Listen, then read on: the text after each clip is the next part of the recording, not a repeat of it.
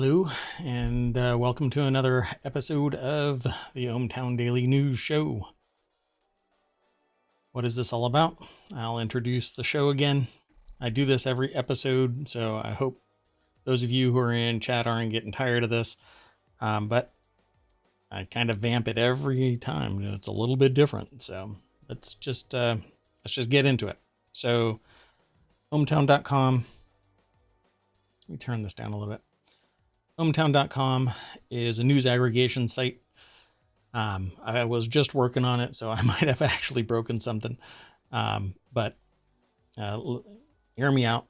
So what the news aggregator does is it reaches out to a bunch of news sources that I use for my own information gathering purposes. And it funnels it into 6 categories. Create, news, education, entertainment, social, and technology. I myself focus on 3 main things in my career, in my business, in my academic pursuits. Pretty much everything focuses on business, technology, and society. I merge the 3 when I'm talking to people, when I'm talking to businesses, and I've gathered up this aggregation site so that I am very well informed about the goings on, typically around the world, not necessarily just within the United States. Obviously, there is more local things within a particular country that I may not be informed of to a great degree, which is why I did this. I created ohmTown, and I created ohmTown on Twitch and on YouTube and on Twitter. And the podcast so that I can get feedback from people and to talk to people. So I hope that you enjoy the show. I hope you enjoy YouTube. I hope you enjoy the podcast. It's all the same ultimately. And sometimes the chat gets involved where it even translates over to YouTube into the podcast. So don't be afraid of talking to me. And if there's something that you believe in and that you want to talk about, then feel free to throw it in chat or get in touch with me. It would be much appreciated. I don't want to be an echo chamber. I want my preconceived notions to be challenged. And again, that's the society part of this. A lot of people live in an echo chamber where they don't hear anything counter to what they believe in. And it isn't necessarily fact that they believe in something. Depending on what it is, belief isn't good enough. You know, that song, I Believe I Can Fly, just doesn't hold any weight when you actually, well, it holds a lot of weight when you try to skydive and your chute doesn't open. Anyway, my point is, I go through a lot of news. And so I created this site, and it's 50 channels, each of which I hope to bring to Twitch. And although I don't really ask anymore, I'll ask today. If you are interested in co-hosting or hosting, get in touch with me. I'll put you up in a window above me, if you're below me, wherever you want to be. You know, it's kind of like a bunk bed. You can be in the bottom bunk or the top bunk. And we can co-host together, or you can actually host a show all on your own, and we just work together. And so, you know, I skipped over the whole thing. My name is Mayor Watt. I'm the mayor of ohmTown, and that's ohmTown right there. And all of the news that I'm going to talk about today was aggregated there. So let's just get into that part of it. And the first article that we're going to be talking about is in the Warcrafters channel, and that there is going to be a Game Pass family plan that's in the works. Now, I don't know if that's actually going to come to fruition, but it says at the moment, a subscription to Game Pass in any of its flavors, whether the PC Game Pass, Xbox Game Pass, or Xbox Game Pass Ultimate, is only good for one person. Meanwhile, a Nintendo Switch Online Family membership can be shared across 8 accounts, even on different consoles, and streaming services like Netflix have family plans too. Some kind of Game Pass equivalent is a much requested feature. Yeah, but then you don't make a billionaire out of sharing one subscriber account. You know, you just, that's not how it works. And if you're not really detecting the sarcasm in my voice, I'm really sorry. But I'm sure there are people out there who are saying, well, this can't be good for shareholders because one family account basically means you're not going to be able to charge the full boat price. And I really doubt that even over $100, anybody's going to be paying for an Xbox family account. At some point, there's a bulk rate. You know, people are flinching at Amazon Prime being at $139 now. Yes, it's $139. But what is this going to be? Yeah, you get a lot of stuff. But how many people are actually taking advantage of all of that? We'll see if it comes to fruition. But let's click the link and talk to the news source about it. So this is an article over at PCGamer.com written by Jody McGregor. And apparently this family plan Game Pass is set to launch sometime this year. I'm curious about what the price will ultimately be. Let's see if the article has it somewhere in there. Let's see. That would be a fine time for Microsoft to add something extra to Game Pass, as Sony announced a reinvention of the PlayStation Plus subscription service. It's not such a great value for us, given that it's premium tier, which includes access to a library of games available on PC via streaming, costs twice as much as a PS Now subscription. Wow. Having Microsoft swoop in with a version of Game Pass that's even more attractive would be a slam dunk. Well, we'll see what the price is because there's no price listed in the article. Let me stop this video. And yeah, I haven't heard anything yet in any back channel discussions with anybody in the industry. So let's continue on. This next article is about cybersecurity and personal security and abuse of services, really. Now, this is in the Smack Talk channel. It says the Senate is the title of this is Senator Concerned by Hackers Stealing User Data Using Police Email Accounts. The Senate is starting to take notice. Let me see if the music is too loud. I'm starting to think that it might be too loud for you guys. The Senate is starting to take notice of reports hackers are forging emergency data requests to gain data from tech companies such as Apple, with one starting to investigate the privacy issue. I'm not sure why they picked Apple out of this, but let's go over to appleinsider.com. I can't imagine that it's limited to Apple, but okay. This is an article over at appleinsider.com written by Malcolm Owen.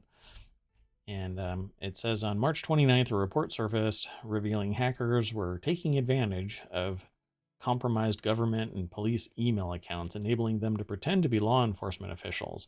By using the email accounts and connected services, the hackers were able to demand data from tech companies in some instances. Specifically, the hackers abused emergency data requests, EDRs, demanding data on the claim there is the threat of imminent harm or death. EDRs can provide law enforcement with data urgently without requiring a court order, warrant, or subpoena. However, since it's not possible to verify the legitimacy of an EDR quickly, hackers are seeing success with the technique, and that is absolutely not true.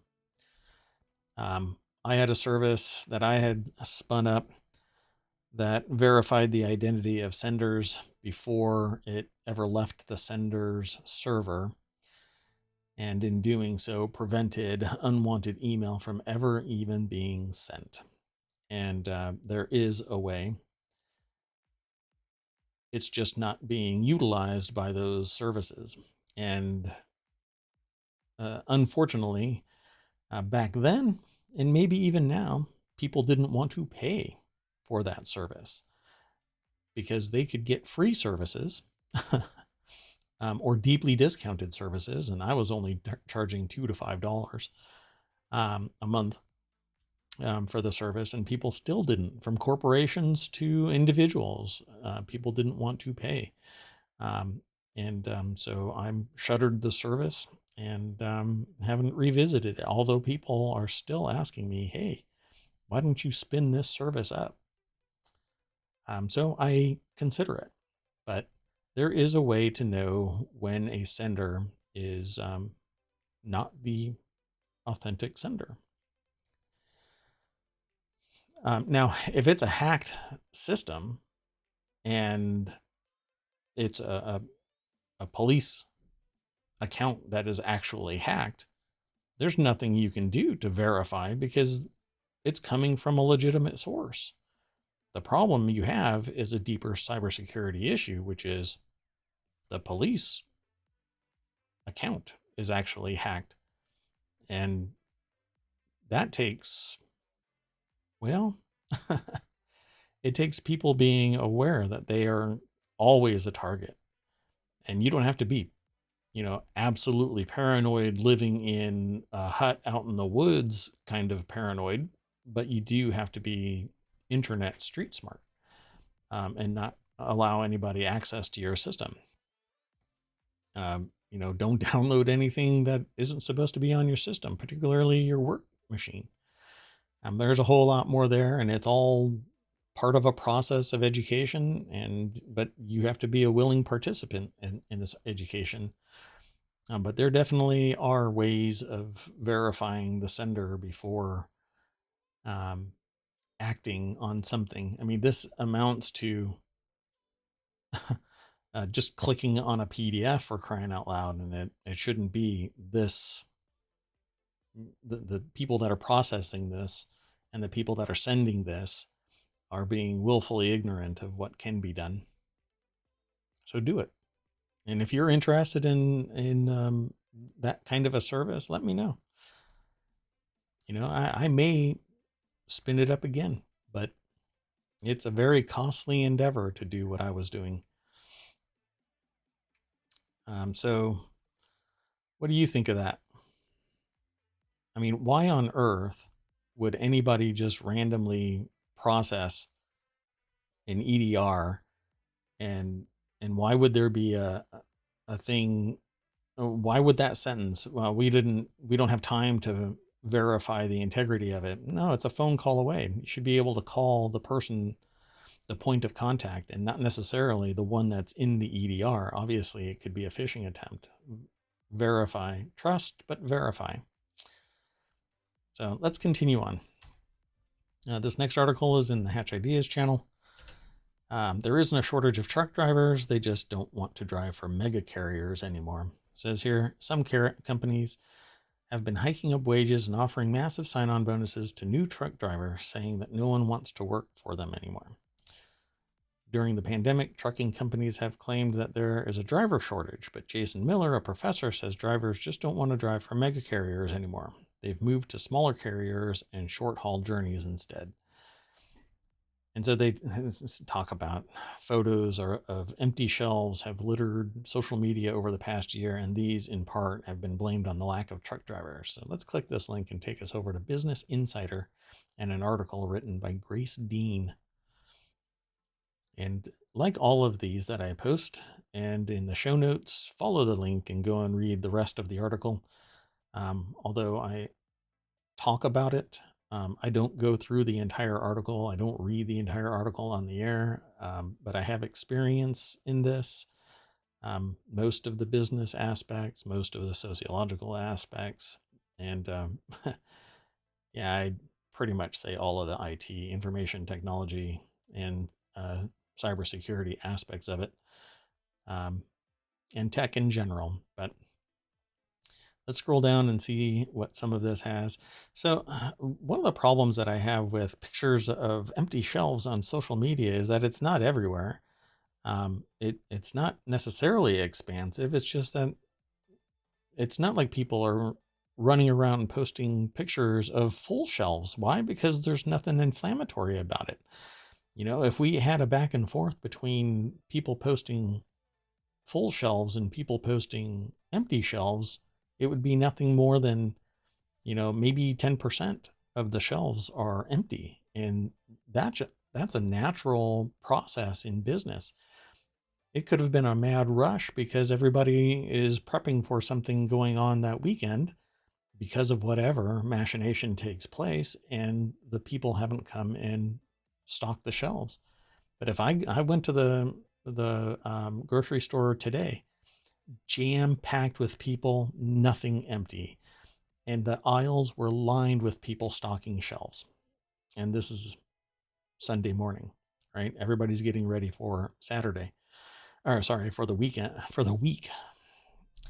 And so everybody is in there, everybody is shopping, and by the next rotation of stock, the shelves will be more Spartan. But it's not everywhere, not by a long shot, not in the United States. Other countries, other places, obviously there are issues. It depends on what it is too.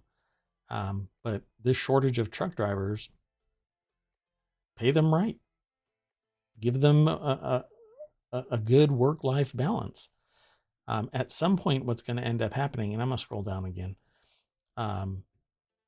If you don't pay somebody right, they'll go somewhere else, because we've brewed into our psyche that there's no loyalty between the employer and the employee. And so why should there be loyalty between the employee and the employer?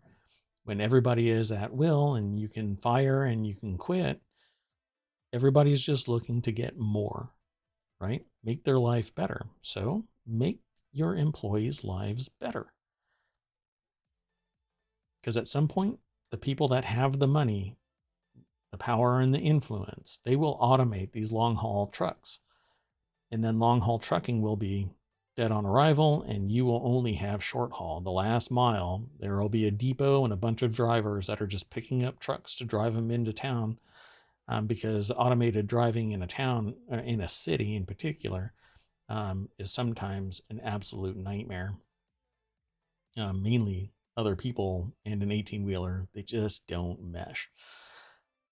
So there is no, it's what I've been saying all along. There is no shortage. It's just poor treatment.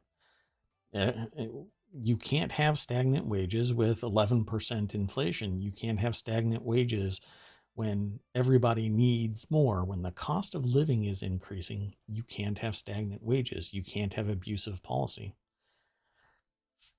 You can't run a business as if it is a disembodied entity, because you are working with human beings who have families, who have their own lives. Treat them right, or they're going to bail. So go over and read the rest of this article. I've already said enough about this one. The next article is Hatch Ideas channel. And it's Bombardier just delivered its 100th Global 7500 business jet built for the ultra wealthy that features a private bedroom. And now we can see inside the Ferrari of the skies. The plane is the largest and longest range purpose-built private aircraft on the market, capable of flying 7,700 nautical miles. Let's go take a look at it. So this is a Business Insider article written by Taylor Raines. I just read about somebody in South America trying to sell the president's jet, and they couldn't find a buyer, so they're leasing it out for parties in the sky. And I'm not sure how many people could go on it, but at any rate, let's scroll down a little bit and see what this article has.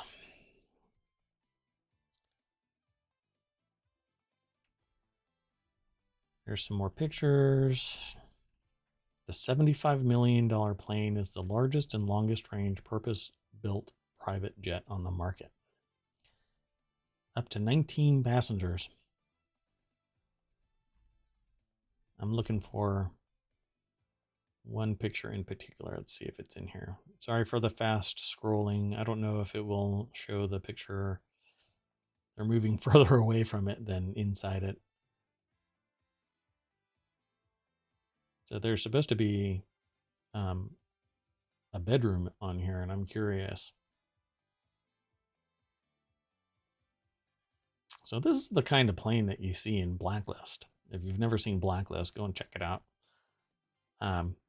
Maybe his plane is a little bit red. Raymond Reddington.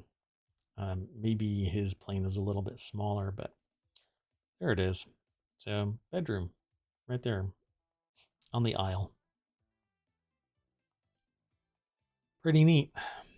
So all I need to do is get $75 million. Okay, I'm going to scroll up real fast. Avert thine gaze. And let's continue on to the next article. This next article is in the Hatch Ideas channel as well. There's a 90% probability that the stock market has already bottomed in 2022, according to Fundstrat's Tom Lee. And I'm just going to click this link and take us straight over to Business Insider again. This is an article written by Matthew Fox. I don't think it's the Matthew Fox I once knew.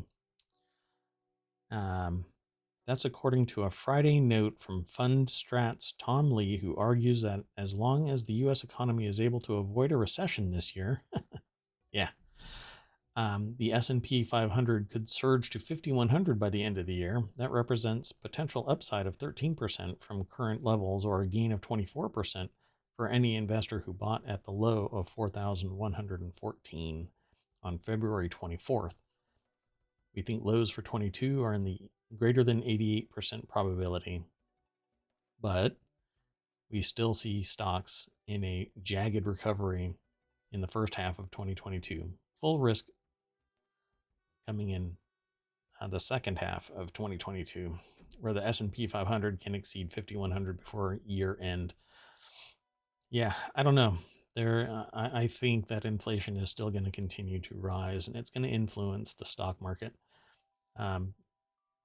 But my perspective of the stock markets are that it's a lot of money chasing a lot of money, and you can't have a perpetual rise because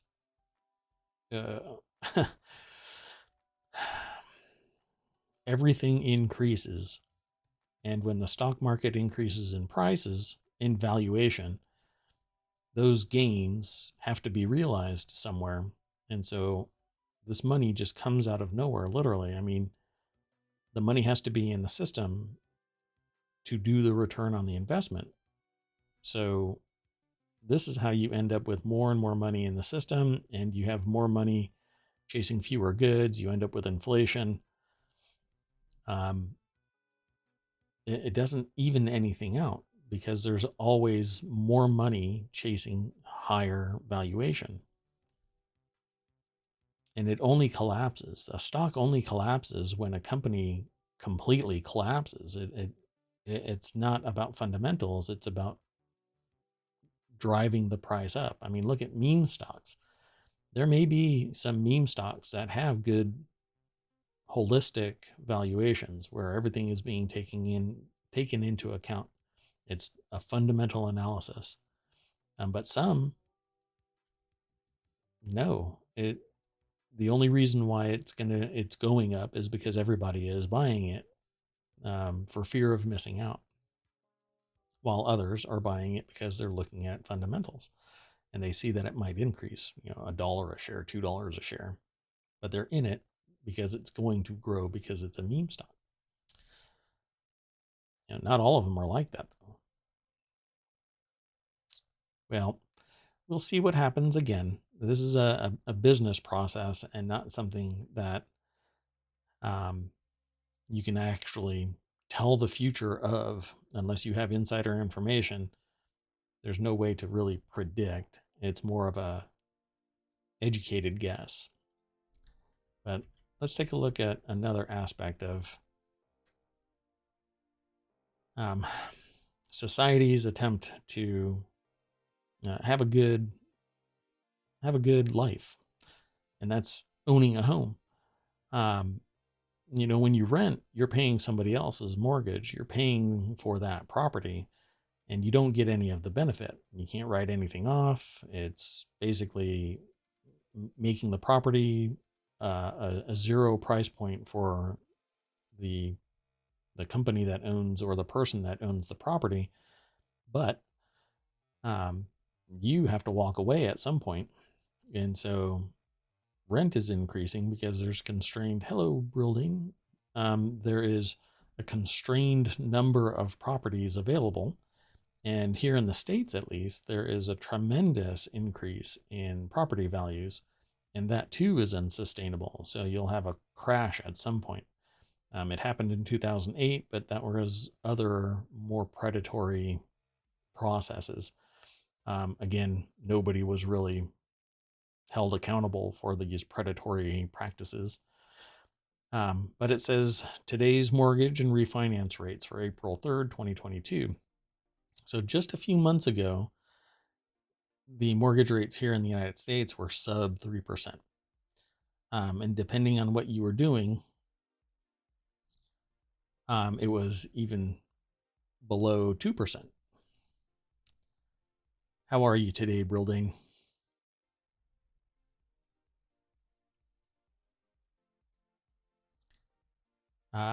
Oh, and so sorry if there is dead air, it's because I'm waiting for a response, but there's like a 20-second lag that I can't resolve. I guess I'm not, the internet doesn't see me as priority, I guess. So it takes a little bit of time to get to anybody that I'm talking to in real time in the chat. So, yeah, I get that. So this mortgage rate here, it's in the United States again. And so it could be different wherever you might be, but now the 30-year fixed mortgage is 4.54%, which to me is a tremendous jump over just 6 months ago, where if you have good credit, you would have been sub 3%.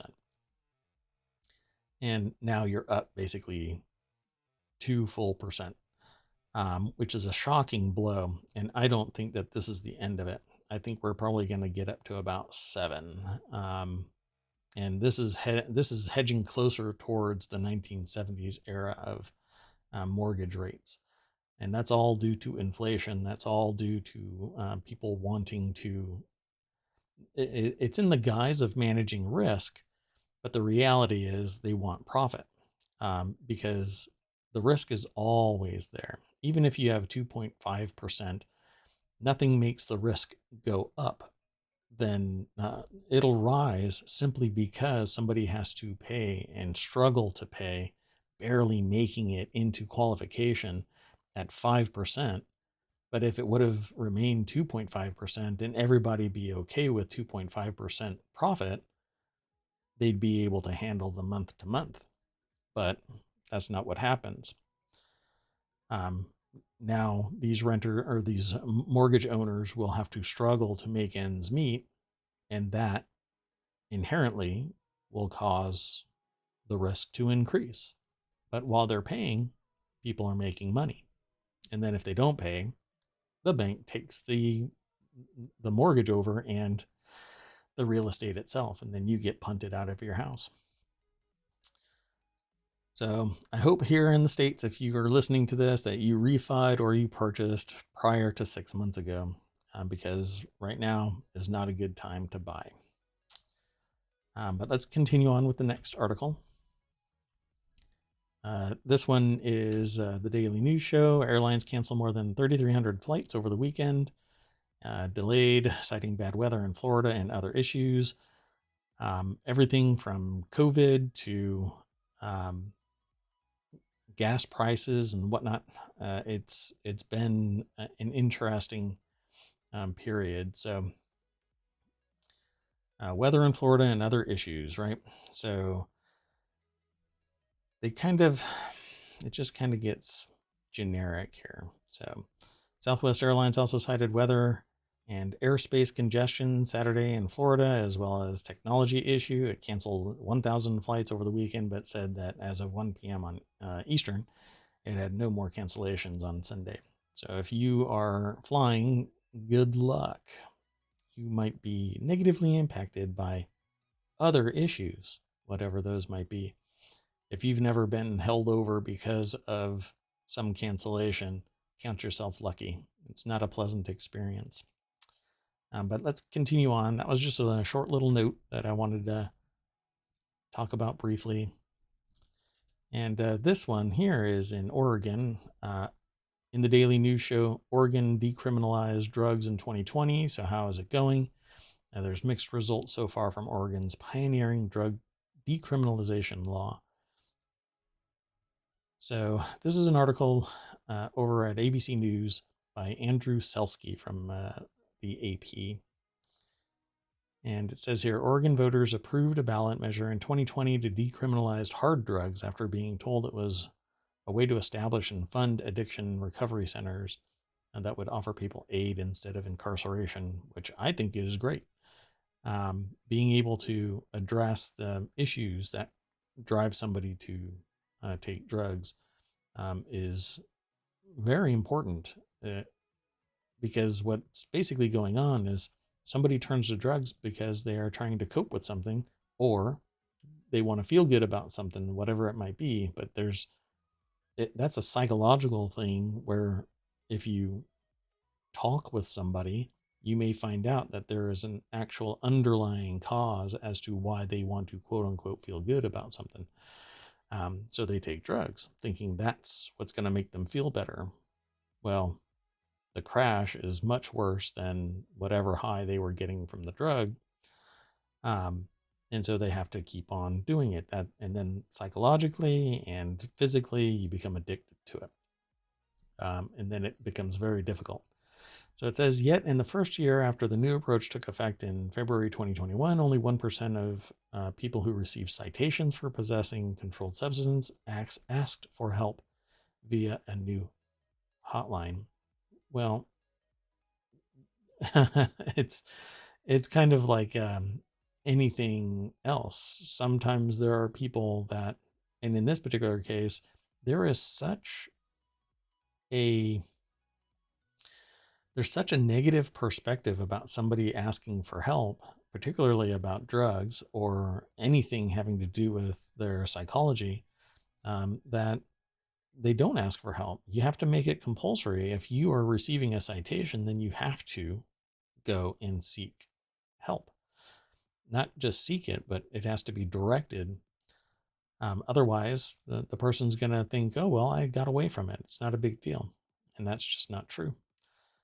It says, with Oregon being the first state in America to decriminalize possession of personal use amounts of heroin and meth and LSD and oxycodone and other drugs, this program is being watched as a potential model for other states. Well, if only 1% are taking advantage of this soft landing approach, then I would argue that it's not really working.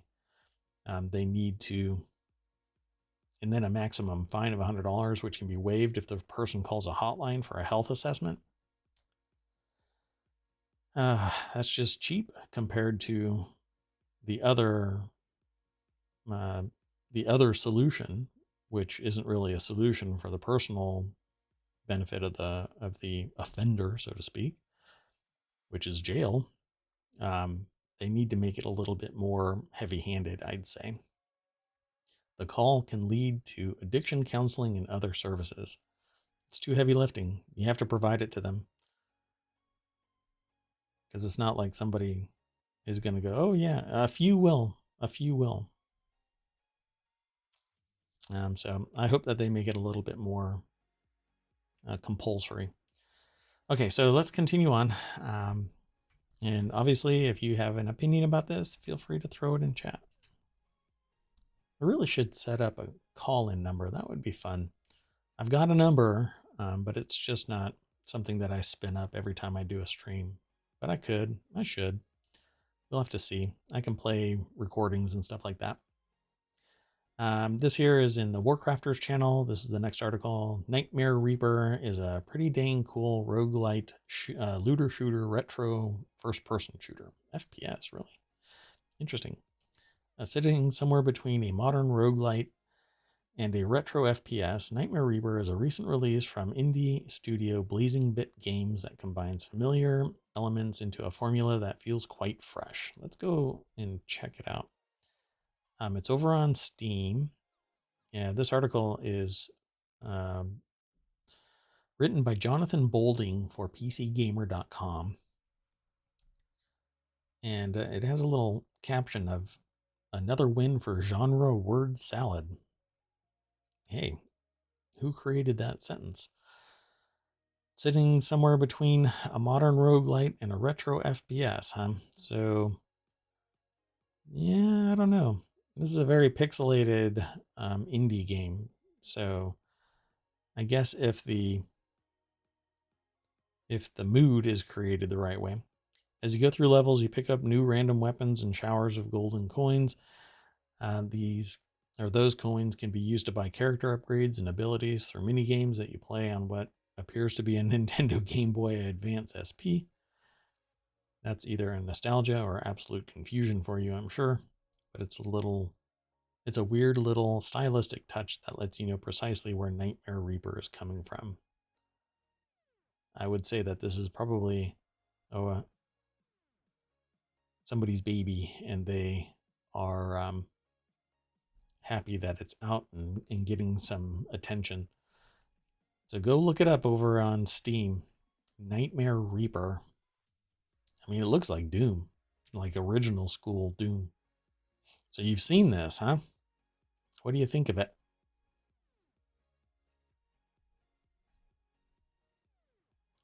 This is something that I probably wouldn't play it, but I rarely have time to try out a lot of games. I would love to, but I like base building, open world games, not really the roguelite kind of games. Let's continue on. If you had the flu and you were bedbound,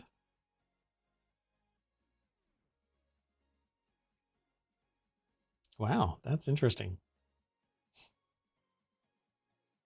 I probably wouldn't have, if I was sick, I probably wouldn't have the mental capacity to play that game because it's so, well, any first person shooter to me tends toward the hyperkinetic. So you have to be ultra aware.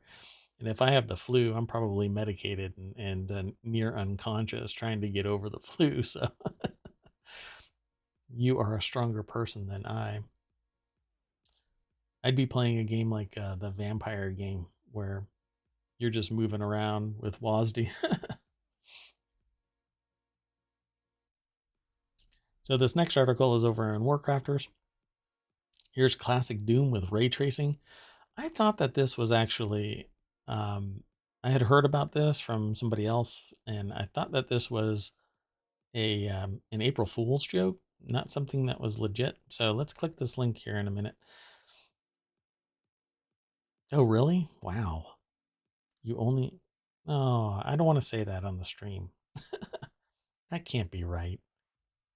You have to play games for fun all the time. Come on. I want you to play games for fun here on Twitch. Come on. So I'm not even gonna believe in that. That's something that I'm gonna push out of my head. So it says, I know we're all well past the part where ray tracing and any given game is startling and cool. That's not true. I love ray tracing when it appears in a game. I think that it's an amazing piece of technology. But every time I see a new game ray traced, I can't help but be startled and say that's cool. And even Minecraft. Like I play Minecraft with any RTX stuff because I don't have an RTX card. I'm waiting for them to continue to drop in price. But even Minecraft, when I see people play it with RTX on, man, it is amazing. I love it. And I'm actually playing um, Origins Adventure right now with my son. And if we could have RTX on, oh my gosh, that game would be so much fun to stream. Um, just the caverns and stuff like that are amazing. Anyway, back into this article. Anyway, modder Sultim T has taken the classic Doom and added ray tracing, so you, yes, you, can now enjoy one of the great shooters, but with flashy lighting using the PR Boom source port. Sultum T added the dynamic lighting system to Doom's first 3 chapters. You know what? I want to click the link so I can see if there's a graphic. I just want a screenshot. I won't play the video. This is a PCGamer.com article, again written by Jonathan Bolding. Thank you, Jonathan. After all, why not? Why shouldn't I ray trace it? That's a great sentence. I think everything should be ray traced. But Doom ray traced. The lighting's going to be pretty amazing. Shadows are always spectacular. Yeah, you're going to have to go over and click the video. It's over on YouTube, so if you don't want to go over to PC Gamer, obviously you don't have to. But I found this by way of PCGamer.com, so I encourage you to follow the link through ohmTown over to PCGamer.com and watch the video. It'll be on the site. And you can also listen to the entire article by clicking on the little link right there that says listen to this article. I love sites that do that. I do not have that function because other websites do, sites that I source from. Okay, so let's continue on. This is over in the continuity report. And this article is, it says, SpiderMans Jacob Battleon on fame, keeping Marvel secrets, and playing a leading man in comedy series Reginald the Vampire, which I have not seen. Jacob Battleon is best known as Spidey's BFF Ned Leeds in the box office smashing Spider-Man No Way Home. But he's exploring his undead side in that upcoming sci-fi comedy drama Reginald the Vampire, which I'll have to watch now. In the series, based on Johnny B. Truant's Fat Vampire novels, Battleon plays a recently turned vampire, Reginald. Interesting. Let's go over and take a look. This is over at Variety, written by J.K. Wow. I think I just had a slight bout of dyslexia. I just flipped 2 letters. Wow. K.J. Yossman is the author of this article. And there's Jacob. That is a mighty fine jacket there. He pulls it off. I couldn't do it. Let's see. I've never read these Fat Vampire novels, but I'll have to go and check them out. Add it to my Audible list. If you don't listen to Audible, you should. It's awesome. It's passive, and so I can get work done while still listening to a book. Because I only read textbooks and research papers for pleasure. I have no pleasure reading. So it says, Battleon warns that Reginald the Vampire, produced by Thunderbird Entertainment, owned Great Pacific Media, and distributed internationally by Cineflex Rights, is not your typical broody vampire drama. Quote, I think our show does a really good job of putting those tropes on its head. Huh. So go and check it out. So they interview him, and they ask some questions, but it's a much longer article that I encourage you to go over and take a look at. Check it out and let me know what you think of the article. The next article is over in Hatch Ideas. A robot dog is issuing COVID-19 safety instructions and roaming the streets of lockdown Shanghai. A robot dog is barking COVID-19 safety measures, roaming the streets in Shanghai, China. The robo-dog tells residents to wear a mask, wash hands frequently, and check your temperature. Shanghai is in a strict lockdown due to a COVID-19 outbreak in the megacity. It has a loudspeaker strapped to its back. Let's click the link. Oh, it's that robot dog. This is like, it looks like a Boston Dynamics dog, but I don't know if that's from that manufacturer or if they cloned it. Which, God, I'm just so tired of that. I hate the idea of somebody just, reverse engineering. But we'll see if that's true. It could say in the article that it's a Boston Dynamics dog. The robot dog is being used to bark COVID-19 safety measures. You can go and check out the article over at Business Insider. And let me make sure who it's by. This article is written by Bethany Dawson. I'm going to scroll down so that we can see if there's a manufacturer, because we know, so it says here that it's a Times report, but it's been pulled into businessinsider.com by Bethany. And then some added comments. Since the end of March, Shanghai has been in lockdown following the COVID-19 spike driven by the new BA2 variant. Yeah, we're in this for the long haul, folks. So be sure to wear a mask still and get vaccinated. I know that you hear it often enough, and depending on which side of the fence of tolerance you are on, you can discount what I'm saying. But I hear from people that, quote unquote, they're just sick of it. Yeah, well, you know what else I'm sick of? COVID-19 and people getting either terminally sick or long haul sick. Just do the socially correct thing to do and not get other people sick just because you don't want to be vaccinated. Wear a mask. If everybody does it, nobody can transmit. Or I should say, it'll lower the rate tremendously. So it doesn't say who is manufacturing the dogs. I am curious. I do not see it. So asymptomatic cases 1,506, right? No. Reuters reports that the total number of cases across mainland China is 11,781 asymptomatic cases, 1,506 symptomatic cases. They have horrible formatting for this, by the way, meaning Shanghai makes up 62% of the total cases across the country. Wow. Yeah, high population with policy and procedure dropping away means that it's going to spread. This just kind of wrote in along with the other article, which is Tesla's Shanghai factory stays closed due to COVID restrictions remaining in place. This was talked about in a previous episode, but we'll just click the link so that I can show you the source. This is an article from TheVerge.com. Emma Roth is the author, and the factory has been closed for nearly 1 week. That's about the time when I last spoke about it. But this is just one of those horrible things where production is being hit, even though in terms of factory production, most of it is automated or should be automated. That way, there isn't anybody getting sick except maybe the last miler, the people at the very end, and maybe the very beginning. But it should be automated, in my opinion. It removes anything having to do with production of these high-end electronics.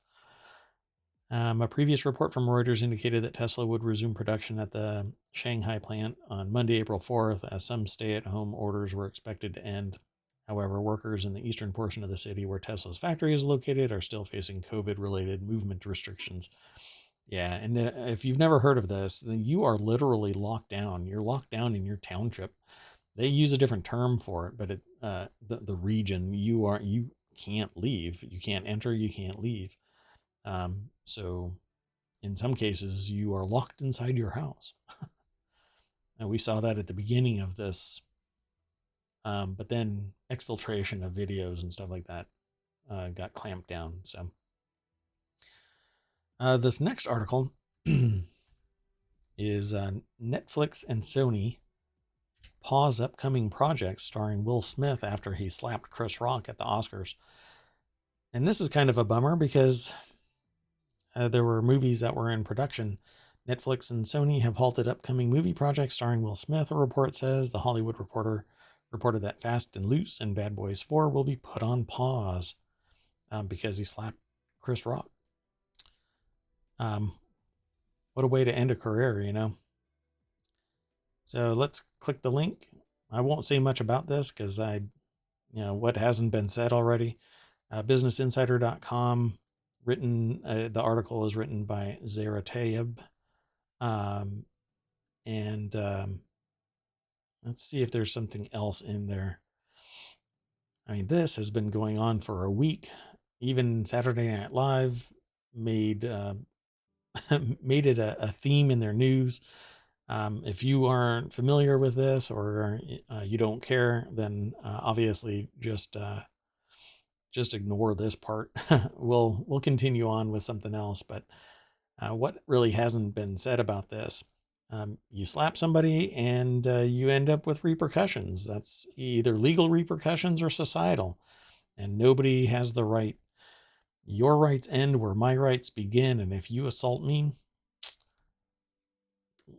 let society respond. If the legal process won't let society respond, and I challenge anybody to tell me that cancellation is anything other than literally society getting tired of your crap. That's basically what cancellation is. Um, and that's just the nature of society. And when you act like this and you try and hide it, it just aligns with my statement that abuse happens in the dark. There's so many abusive things that take place behind closed doors without exposure to society, and people get away with it. But when it's highlighted, it's suddenly cancel culture. That's not what it is. It's society getting tired of the crap. So, come what may to Will Smith. He earned this by assaulting another human being. This is an article over here at Hatch Ideas channel. U.S. small business owners are great, except for the thousands who aren't. From flouting COVID rules to fraud to racism to underpaying employees, U.S. figures reveal rogues gallery. We all know that our small business owners are the lifeblood of the U.S. economy. There are approximately 30 million of us, and we provide more than half of the jobs in the country. Everyone seems to love us. Politicians court us. Big brands tip their hats to us.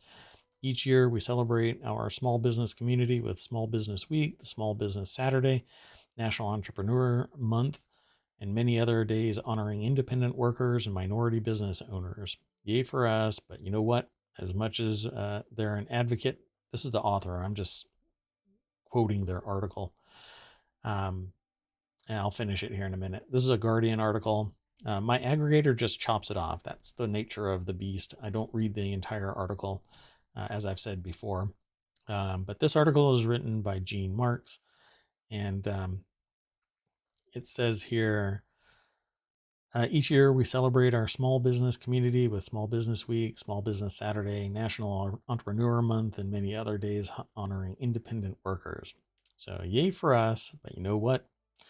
As much as they are an advocate and a voice for fellow small business brethren, they have to admit that not all small business owners are worthy of such praise. So if you haven't heard about this, there have been people that took COVID-related funds and either filed for bankruptcy immediately, exiting with a golden parachute of COVID-related reimbursement funds. So they terminated the employees but took home the money as the business owners, paid off whatever debt might be remaining, and then just filed for bankruptcy and then shuttered the business, or reorganized with a smaller footprint, but benefited from the COVID relief funds. So it says here, or how a manufacturer in Georgia who was ordered to pay $250,000 after firing a disabled employee, who does that, or the regional water services company in Minnesota that was told to cough up $45,000 to an employee who was unfairly terminated due to the color of her skin, who does that too. Turns out a lot of business owners do that, and other bad things too. And this article will go into greater detail about these things.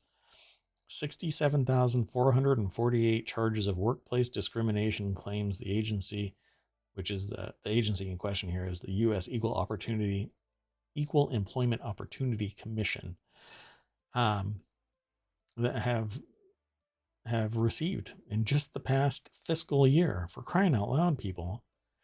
And this goes to what I was saying earlier. If you abuse your employees, why should they stick around? And we've bred this into across every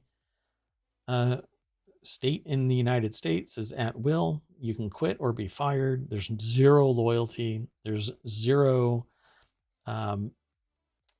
sympathy, compassion, understanding, empathy for the employee. And that has made the employee basically say, give me what I need or I'm going to leave, which is, to me, really doing society a disservice. And so everybody is shifting away, and the cost to train somebody increases again and again. It just gets more and more expensive. And this all, it's a very convoluted discussion where things are interrelated, but everybody wants to pick and choose what they're going to address. And in this case, all of this abuse happens without anybody being held accountable, and a tremendous amount of abuse that has to be pursued. Yet people are really upset about government oversight. Well, they've got 67,448 charges of discrimination in the US alone. Think about around the world. Think about countries that don't have this, the Employment Opportunity Commission that does these audits. Other countries do. They have the equivalent of it. But just think about how much time, money, abuse is taking place. You can go over to The Guardian and read more about it. That way we can keep on going through the news here. So this next article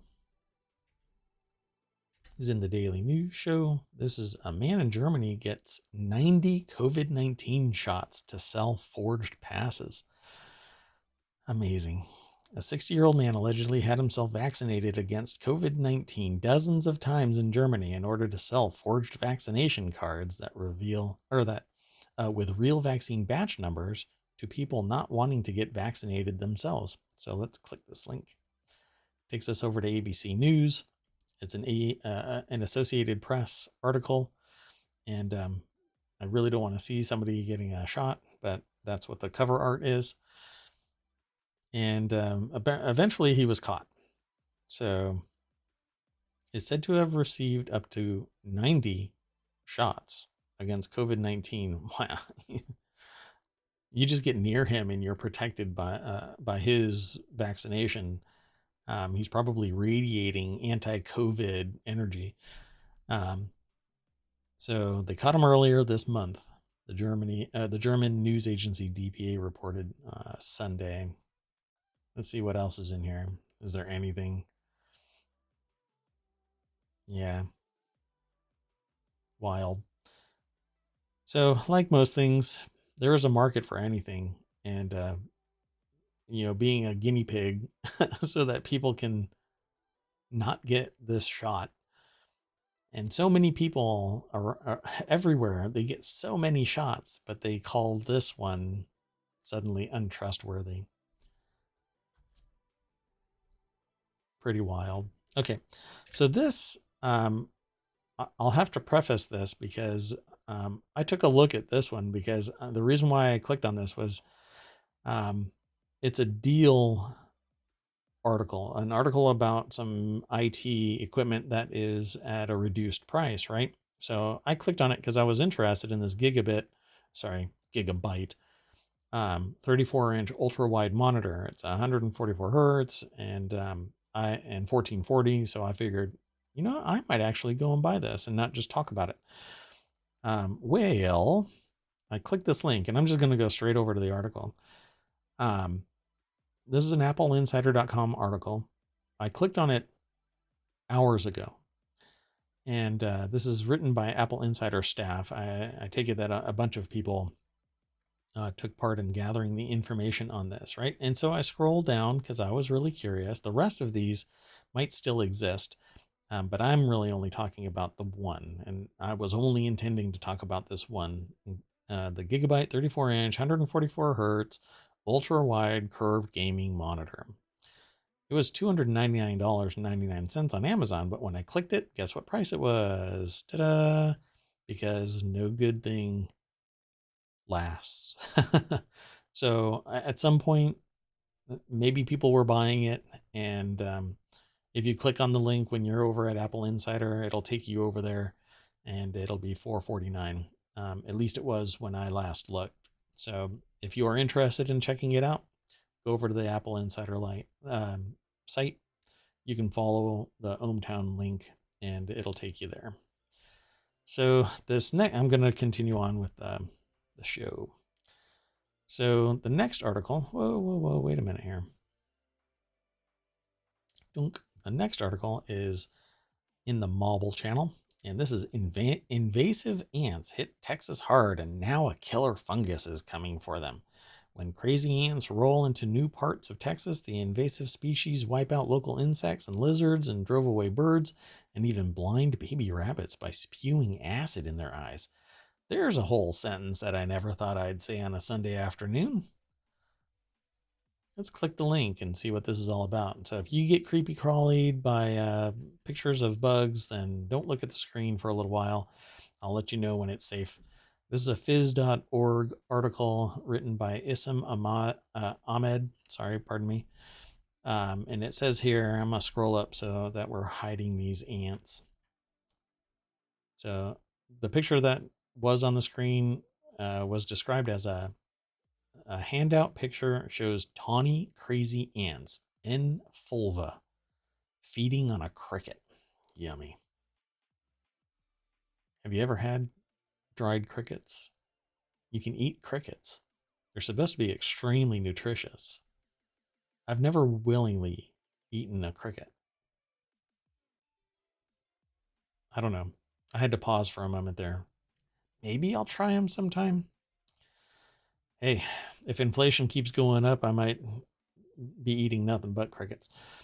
So anyway, scientists at the University of Texas at Austin now have good news. A naturally occurring fungus-like pathogen can be used to reverse their rampant spread across the southeastern United States, where they have wrought havoc for the past 20 years. Like fire ants, whom they have displaced in parts of Texas, tawny crazy ants are native to Argentina and Brazil and came to the United States via ships. So much stuff comes from ships. Basically, they get stored on crates and whatnot, and then all it takes is one, and voila, an invasion of insect or some other animal. Like sugar ants they weren't native to the United States, as far as I understand. But along with everything international, you get to trade things like insects and other pests, I'd say. Ecologist and lead author Edward LeBrun told AFP that the fungus had already driven pockets of the invaders to extinction and would soon be tested at environmentally sensitive sites to protect endangered species. Nice. So if it's a natural thing, hopefully, oh, pardon me for the bug again. Sorry about that, everybody who might be watching this and don't like insects. I flashed a cricket being eaten by ants again. Let me copy this link and throw it into chat. So at least it's there for the VOD. And for anybody who might be watching still. And this next article is in the Hatch Ideas channel. This author stayed in a luxury 3D printed home in Austin, Texas, and is now convinced the tech is the future of home construction, which is interesting that I found this because Brildane and I had a conversation about this in chat just the other day, I think. Time flies. And it says here, Austin, Texas-based 3D printing construction company Icon unveiled its new 2,000 square foot home, House Zero, and the author spent a night in a luxurious home. Luxurious. And they're convinced that the 3D printing is the future of home construction. And I agree. I've seen a couple of homes being 3D printed, and I think it's amazing technology. And houses are there's a problem with concrete and cement being used in that it off gases greenhouse gases. Um, and so there's a problem there. But if you use a more natural binding material um, and seal it on the outside so that it becomes essentially waterproof, water resistant, um, then you can mitigate this cement thing. I have a problem with cement only because of that off gassing. That said, it says Icon's printer system produced the most unique walls I've ever seen inside a home, and that they spent a night inside the home. So let's click a link and take a look at this thing. And at 2,000 square feet, that is a respectable size for a house. This is Brittany Chang is the author for BusinessInsider.com, writing about this 3D printed house. I'm going to have to scroll down a little bit faster. The way that they produce some of these articles is there's a very short snippet and then a picture.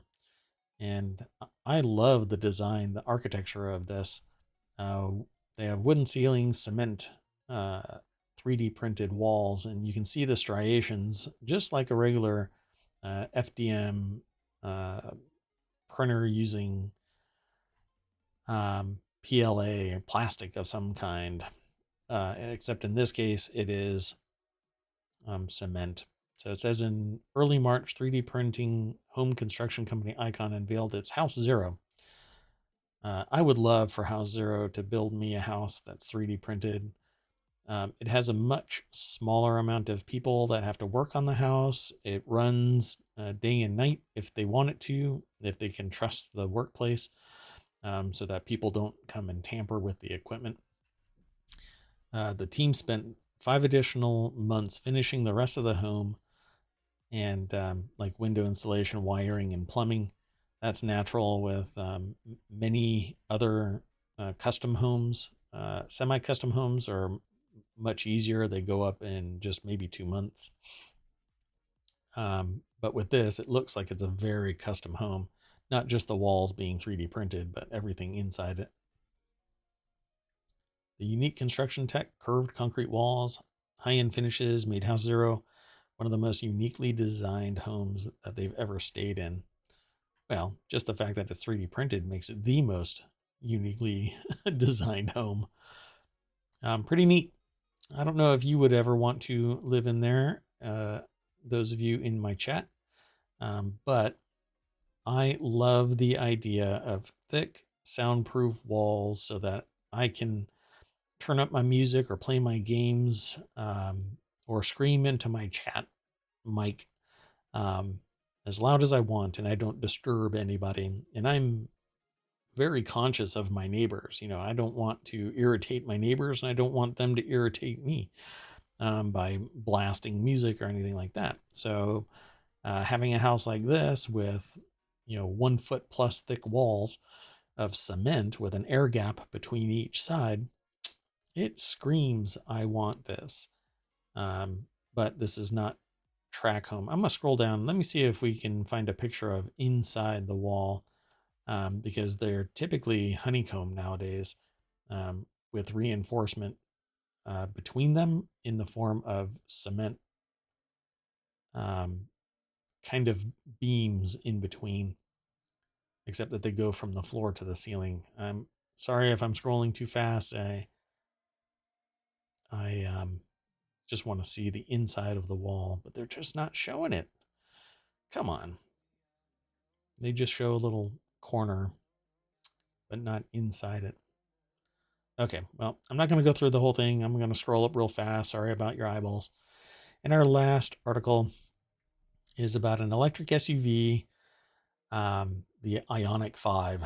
And the author of this article spent 5 days with the Hyundai sleek new electric SUV, and there's 5 features that they want to talk about from the Ioniq 5. So there's a lot of fives.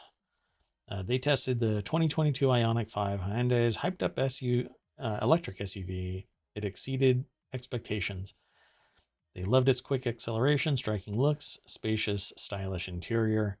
Starts at $43,650, which is not really approachable by a lot of people. The Ioniq 5 all-wheel drive limited edition is $55,000. That's what they tested. So let's go and take a look at this thing, because there's not much else I can say about it. This is a BusinessInsider.com article written by Tim Levine, or Levin. It's spelled Levin, so it could be Levin. Yeah, it's a pretty neat car. Very sporty. Very smooth. It has angular body panels with some slight curves to it. But the industrial design is nice. Yeah, I like it. It doesn't scream SUV to me, though. I mean, maybe I'm lacking perspective because there isn't anything else there that makes it look like an SUV. But it looks closer to my car than it looks to an SUV. But that's what they called it. Let me scroll down a little bit. I am interested in a couple of things like range and the electric version of horsepower. So they sometimes and charging time. So ultra fast charging, which by the way is accelerating. The rate of fast charging is actually accelerating, and in the last year, we've gone from having to spend hours charging small devices like phones to taking, depending on the charger, minutes to go from 0 to 80%. That last 20% kind of relies on the chemistry of the battery and the ability to accept a charge. And so I once heard it described more like a sponge. So an empty battery can absorb a massive amount of charge really fast, but then the ions have a harder time being put into the battery's chemistry as it fills up. So it gets lost as heat. And that's the heat that you are detecting when you pick it up after it's been fast charging. So let's see if there's anything here. It's one of the very few EVs that can accommodate 350 kilowatt fast charging. Yikes.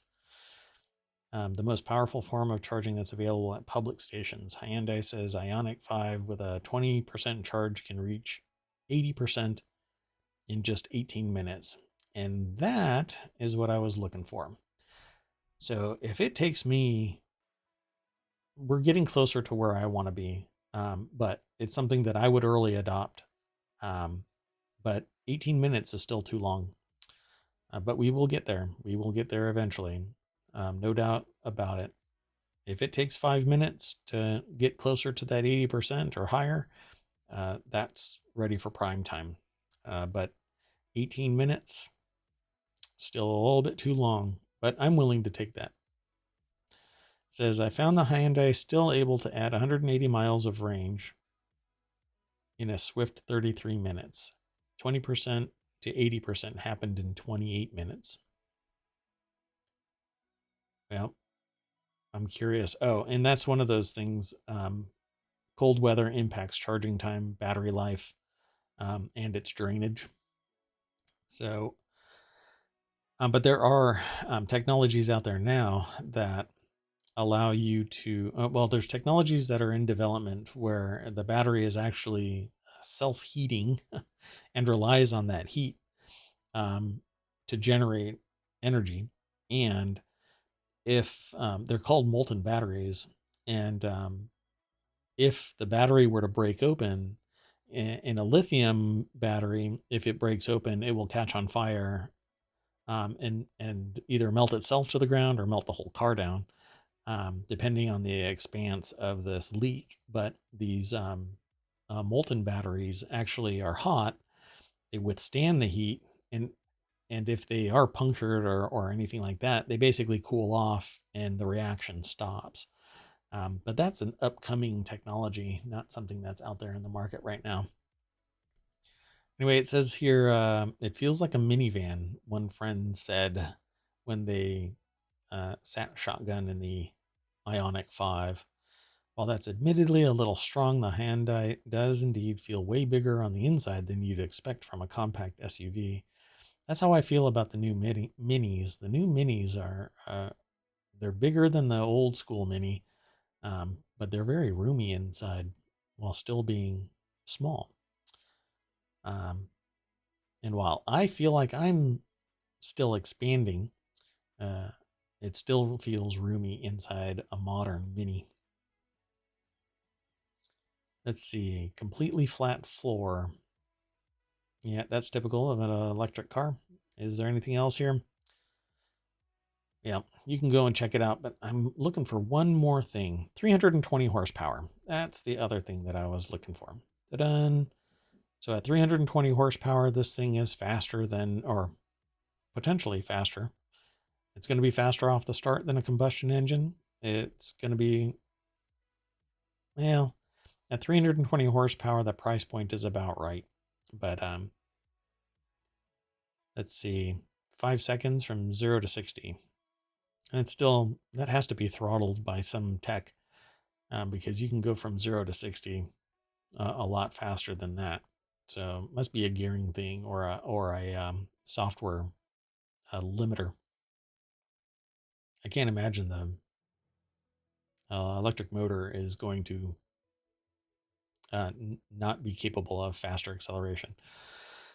But with faster acceleration comes a quicker drain of that battery.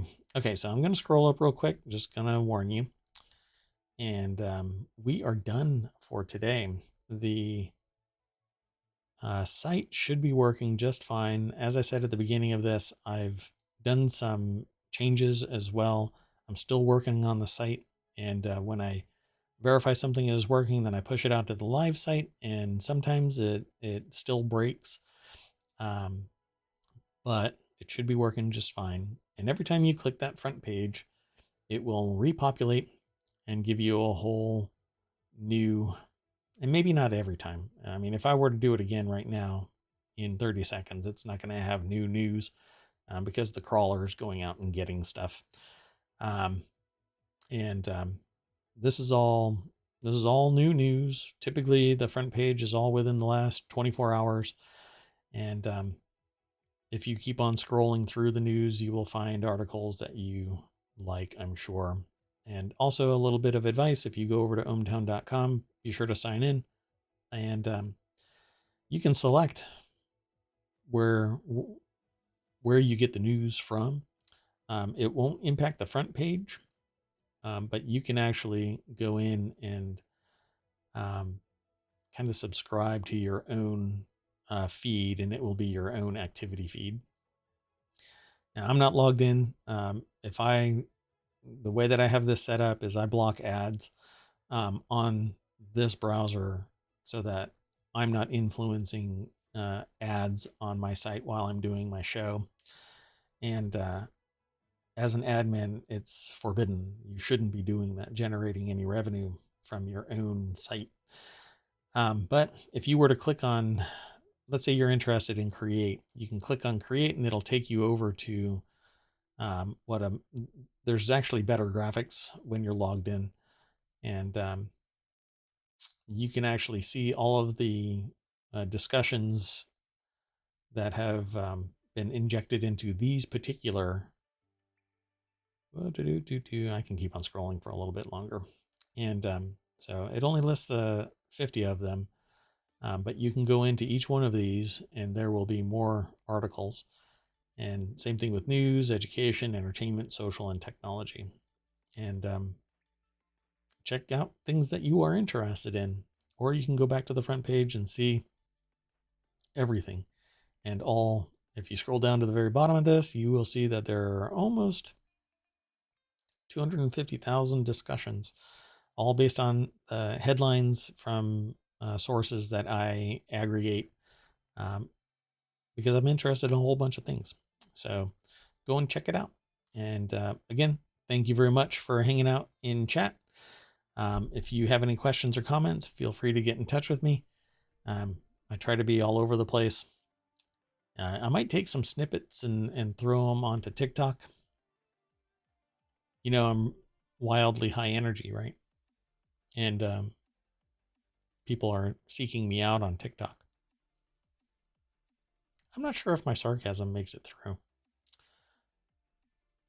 So, again, thank you very much for coming to ohmTown on Twitch. Don't forget, I'm over on YouTube, I'm on Twitter, and the podcast. Many thanks. Bye-bye.